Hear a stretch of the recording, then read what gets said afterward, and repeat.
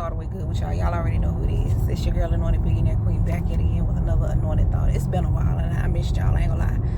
But I ain't heard nothing. But as I'm driving down the road, I heard something. My mind asked a question and the Holy Spirit answered before I could get it out of my mouth. I'm listening to Jacqueline Carr, Changing My Story. And my spirit, me was talking to me. I was like, so if God wrote your story before you were formed in your mother's womb, why is he changing it? And then this dropped in my spirit, because when you got into the world and got the world on you, you started to take on the world's habits, the world's way of thinking, the world's routines. So he wrote your story for you to prosper in your health above all else. But because you let what man and others have said and put on you, you've taken on those things. So therefore he has to go back and reiterate to you that was never your story to begin with. So therefore I have to change it. Come on now.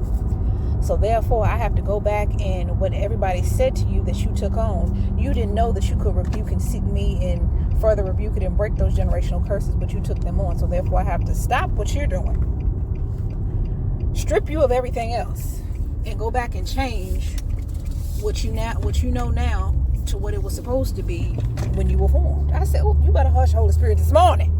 Well, this afternoon. I said, oh, hush. So I said, oh, let him change your story from what you know to what he wrote about you. Come on now. To what you were born and formed and created to do. I said, oh, you better hush, Holy Spirit. Going down the road, you better hush. So I said, oh, Lord, so that means you're going to change mine from what I, even to the point of which the things that you asked him for, that I ain't gonna say that may not have been, but if you wanted to do it, all you had to do was ask, and he would, write that in for you. I said, Lord, hush up. So this brings new perspective to what I was formed and created to do. On top of, now that I know you and I know how to use my words, I can ask the following.